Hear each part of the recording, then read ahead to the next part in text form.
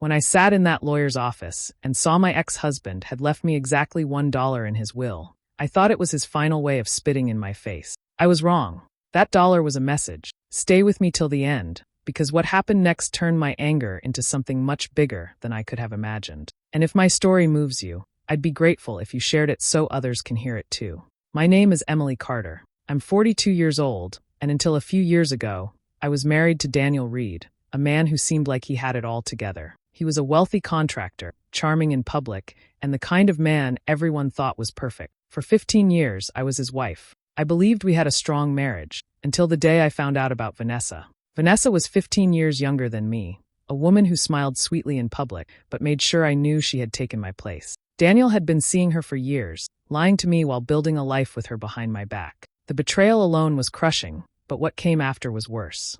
Daniel made sure the divorce worked in his favor. He had the best lawyers, and he used every trick in the book to make me walk away with almost nothing. I left our big home and ended up in a small, worn-down apartment. While he and Vanessa enjoyed luxury trips, expensive dinners, and a brand-new house, I was budgeting for groceries and counting coins for gas. It took everything in me to rebuild a little piece of my life. I got a job, kept to myself, and tried not to think about them. But the anger never really went away. Then, a year after our divorce, I got a phone call I didn't expect. Daniel had died. A sudden heart attack, gone in an instant. I wasn't sure how to feel. Part of me thought maybe this was the end of the pain he'd caused me. A week later, I got a formal invitation to the reading of his will. I almost didn't go, but some part of me needed to see the final chapter of our story. The lawyer's office smelled faintly of leather and old paper. Daniel's family sat in a row, their expressions cold. And there she was, Vanessa, sitting tall and proud, wearing a dress that probably cost more than my monthly rent. The lawyer began reading.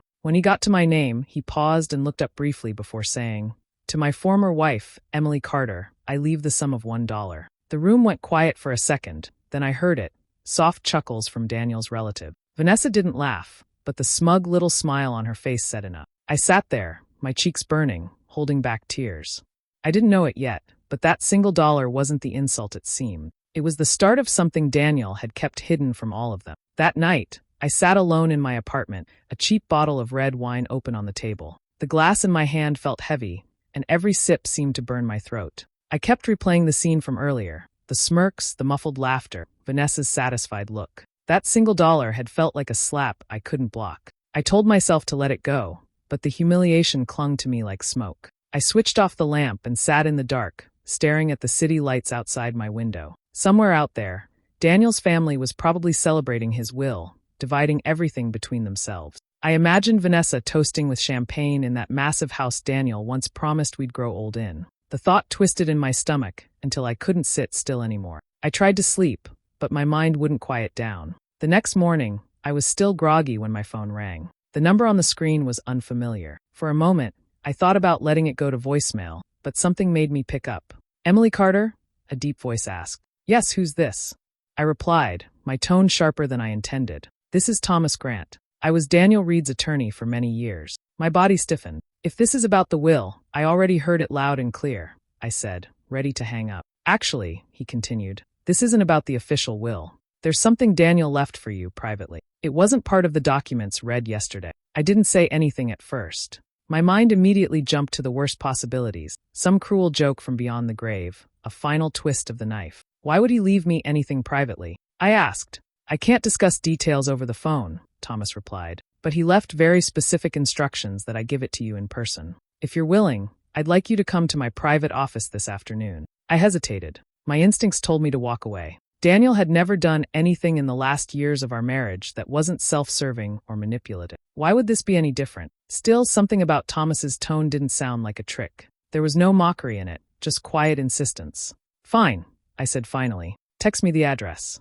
After the call ended, I sat on the edge of my bed, staring at my phone. The question burned in my mind. What could Daniel possibly want me to have that he didn't want Vanessa or his family to know about? By the time I was getting ready to leave, my curiosity had overtaken my suspicion. Whatever it was, it had been hidden for a reason. And if Daniel had kept it out of Vanessa's reach, I needed to know why. Thomas's office was nothing like the sleek, glass-walled law firms I'd imagined he might work in. It was tucked away on the second floor of an old brick building, the kind with creaky wooden stairs and the faint smell of coffee that had been brewing since morning. The waiting room was small, lined with bookshelves stacked with legal binders and dusty hardcovers. He stepped out from behind his desk as soon as I walked in. "Emily," he greeted me with a firm handshake and a look that was more cautious than warm. "I'll be honest," I said, crossing my arms. "I almost didn't come. If this is some leftover cruelty Daniel cooked up before he died." "It isn't," Thomas cut in gently. "Please have a seat." I lowered myself into the chair opposite his desk. He didn't waste time with small talk. From the top drawer, he pulled out a large, cream-colored envelope. The paper looked old, its edges slightly yellowed. My heart gave a strange jolt when I saw the handwriting. Daniel's, neat and deliberate, the same way he used to write shopping lists or notes for the fridge. "He told me to give you this only after the will reading," Thomas explained. "And only to you." I stared at it for a long moment before sliding my finger under the flap and breaking the seal. The letter inside was written in ink, the strokes confident, almost too confident for a man who had known his end was near. "Emily," it began, "if you're reading this, I'm gone. That $1 in the will wasn't an insult. It was my way of getting Vanessa and my family to drop their guard. There's something only you can find. You earned it." I paused, my breath caught between anger and disbelief. "Earned it? After everything he'd put me through?" My fingers tightened on the page as I continued reading. On the back of the letter, taped carefully, was a small brass key. Next to it, in faint pencil, was an address I didn't recognize. I set the letter down and looked at Thomas. "What is this supposed to mean?" "I don't know," he said truthfully. "He didn't tell me. Just that you'd understand what to do when you saw it." I let out a bitter laugh. "Understand? This is just like him. Cryptic messages, half-truths, making me play games even after he's dead." Thomas studied me for a moment, then said, "If you want, I can come with you. Make sure it's safe." The thought of having someone there was tempting, but something inside me bristled at the idea. This felt personal, too personal. "No," I said finally, slipping the key and letter into my bag. "If he wanted me to find it, I'll do it myself." As I walked out of Thomas's office, the address burned in my mind, an unanswered question I suddenly couldn't stop myself from chasing. The GPS led me north, out of the city and into the slow, winding roads of upstate New York. At first, the scenery was familiar: gas stations, little diners, and rows of houses with peeling paint. But as the miles stretched on, the towns grew smaller, the spaces between them wider. The road narrowed, twisting through thick woods where sunlight barely broke through the branches. I drove for hours, my curiosity battling with a deep unease. Daniel had never once mentioned owning property outside the city, and during our marriage, he was the type to brag about every new acquisition. The fact that this place had been kept secret, it made my grip on the steering wheel tighten. After another turn, the trees suddenly opened up to reveal a lonely stretch of road. That's when I saw it, a rusted mailbox leaning at an angle, the numbers barely visible but matching the address in Daniel's handwriting. Behind it stood an old wrought iron gate, tall and imposing, with curls of metal twisting into faded pattern. The gate was locked, the kind of lock that looked older than me. I stepped out of the car, the gravel crunching under my shoes. The air smelled of pine and damp earth. I pulled the brass key from my bag and tried it in the smaller side gate. It clicked open with a reluctant groan, like it hadn't been turned in years. The path beyond was more of a driveway than a walkway, but it was overgrown with weeds that brushed against my legs as I made my way forward. Potholes dotted the ground, and wildflowers sprouted between cracks in the asphalt. Somewhere in the distance, I could hear the faint call of a bird I didn't recognize. As I rounded a bend, the trees parted again, and I stopped dead in my tracks. At the end of the drive stood a massive Victorian estate, its once grand exterior now weathered by time. The roof sloped high, lined with ornate trim, and several of the tall windows were clouded with dust. A wide porch stretched across the front, its railings sagging in places. The whole place seemed to be holding its breath, waiting for someone to bring it back to life, or finally let it fall apart. I felt a chill that had nothing to do with the breeze. In all our years together, Daniel had never brought me here, never even hinted that this place existed. And yet, here it was, hidden away like a secret too dangerous to share. For a long moment, I just stood there, staring at the house. It felt like I was looking at a piece of Daniel's life that didn't fit with the man I thought I knew. My pulse quickened, not with fear exactly, but with the unsettling awareness that whatever I found inside could change everything I thought I understood about him, and about us. The front door creaked loudly as I pushed it open, the sound echoing through the stillness. A faint smell of dust and something older, like wood left to age in the dark, hung in the air. The light from the porch spilled across the entryway, revealing a grand staircase to my left and a long hallway stretching toward the back of the house. I stepped inside slowly, my shoes leaving faint prints on the dusty floorboard. The air was cool and dry, and every sound I made seemed too loud. Most of the furniture was hidden under white sheets, their shapes ghostly in the dim light. I brushed one aside from a tall armchair and coughed as a cloud of dust swirled up. Along the hallway, heavy framed paintings hung crooked on the walls, landscapes of rolling hills, portraits of stern-looking strangers. The colors had faded, but the gold frames still clung to a sense of grandeur. I wandered into the kitchen, expecting to find it bare, but it looked strangely ready for use.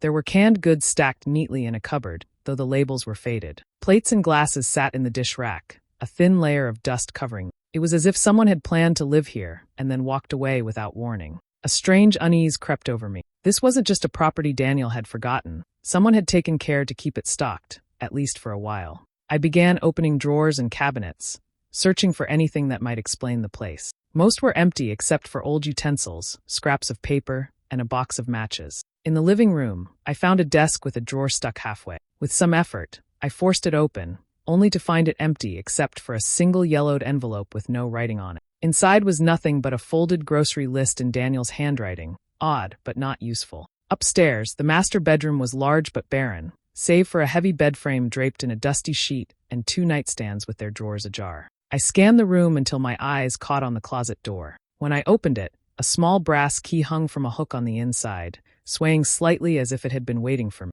I took it, my heart pounding harder now. In the far corner of the bedroom, partially hidden beneath a faded quilt, was a large wooden trunk. The lock on the front was old but sturdy. I slid the key in, it turned easily. The lid creaked open, and inside were neat stacks of documents bound with twine, old photographs curled at the edges, and several ledgers with Daniel's handwriting on the covers. I ran my fingers over them, a mix of curiosity and dread building in my chest. Whatever was in these papers, I knew it wasn't meant for just anyone to find, and it was the reason Daniel had brought me. I knelt beside the trunk, the wood cold beneath my fingers, and began pulling out the documents one by one. The first bundle was a stack of property deeds, addresses I didn't recognize, scattered across different states. Some were small plots of land, others large commercial buildings. Every one of them was in Daniel's name, but I had never heard of them before. Beneath that were crisp manila folders stuffed with bank statements, each stamped with names of foreign banks I couldn't pronounce.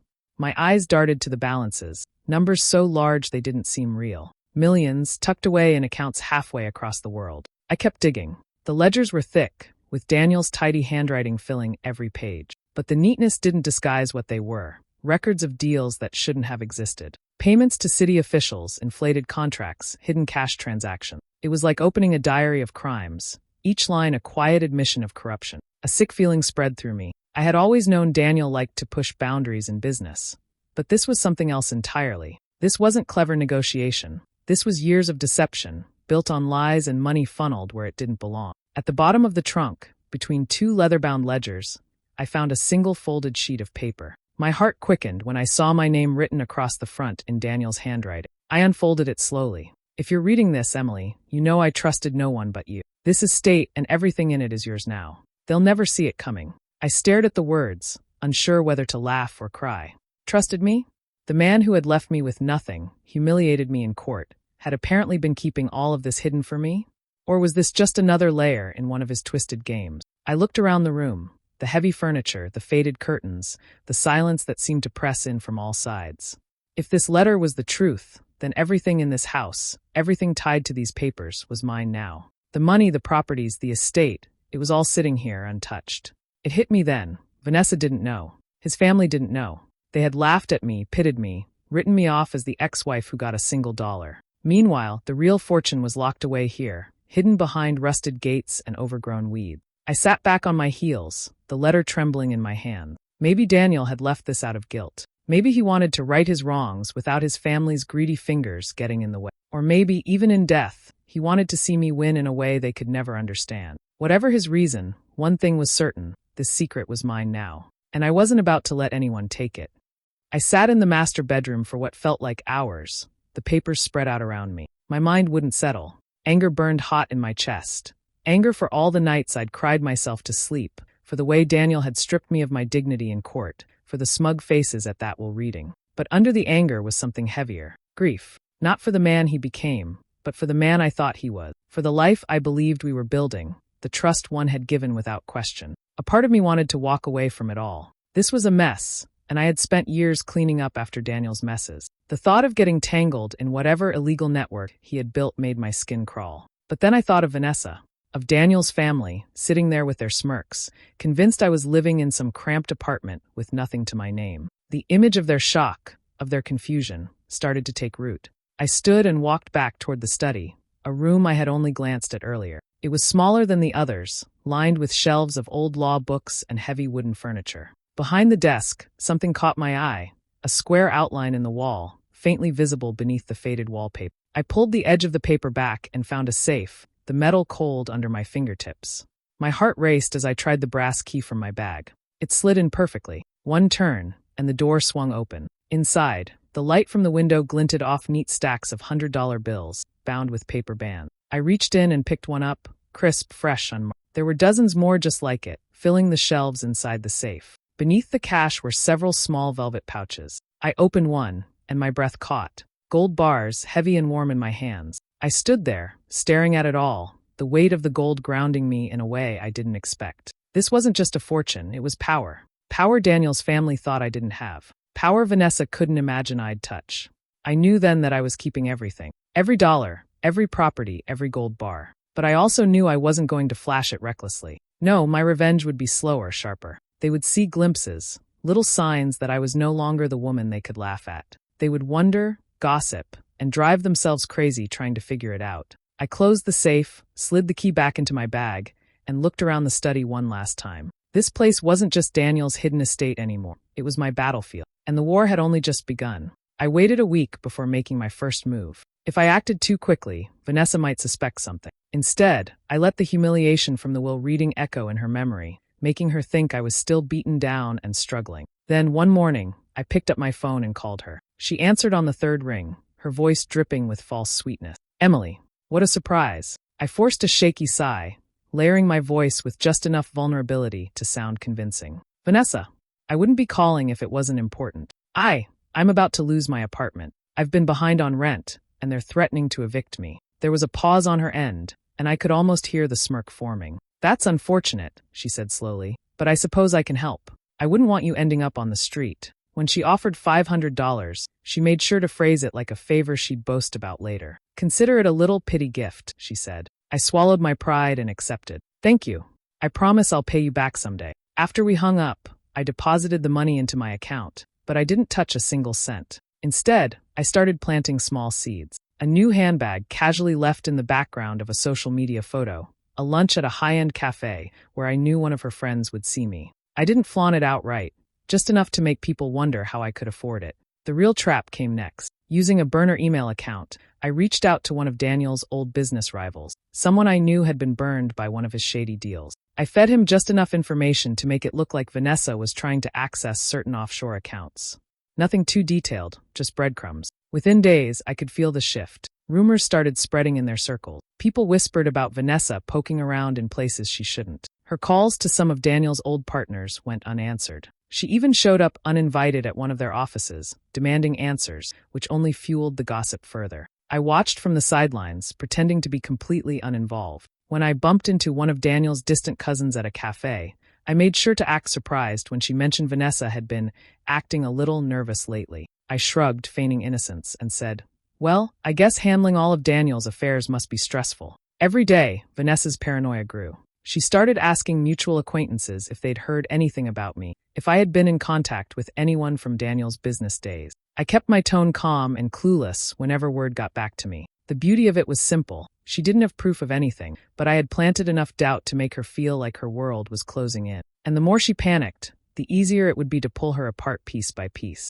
The night of Vanessa's charity gala, I made sure every detail of my appearance sent the right message. The gown was a deep emerald silk that clung in all the right places, paired with a diamond necklace that caught the light with every movement. Both had been purchased with gold I'd quietly sold from Daniel's hidden stash. My hair was swept up elegantly, and my makeup was flawless, a version of myself Vanessa had never seen since the divorce. When I arrived, the valet's eyes widened slightly as he opened the door to the sleek black car I'd rented for the evening. I stepped out slowly, letting the cameras from the local press catch the shimmer of the diamonds at my throat. The ballroom was buzzing when I walked in. Laughter, champagne glasses clinking, the soft hum of an expensive jazz band. Vanessa stood at the center, glowing in her designer gown, surrounded by the city's elite. But when her gaze landed on me, the smile froze on her face. "Emily, she said, her voice carrying just enough strain to make me smile. What a surprise. I didn't expect to see you here. I tilted my head slightly. Oh, I received an invitation.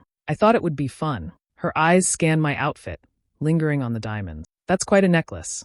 Must have cost a fortune. I let a slow smirk spread across my face. Daniel always said I was better at keeping secrets than. The color drained from her cheeks. For a moment, she looked like she might actually drop her champagne glass. Her perfectly rehearsed composure faltered, and I saw the flicker of realization. She knew I had found something, even if she didn't know exactly what. Before she could recover, I excused myself with a polite smile and drifted toward another group, leaving her standing there in the middle of the room. I didn't have to say another word. The damage was done. People were watching, whispering. I caught more than one curious glance in my direction, followed by someone leaning in to murmur in Vanessa's ear. By the end of the night, she was visibly rattled, trying too hard to laugh at jokes, her eyes darting toward me every few minutes. I could almost hear the questions building in her mind. What did I know, how much, and who else might I have told? Meanwhile, the other half of my plan was quietly unfolding. Over the past weeks, I'd redirected funds from accounts Daniel's family thought they controlled. Nothing obvious enough to cause an immediate panic,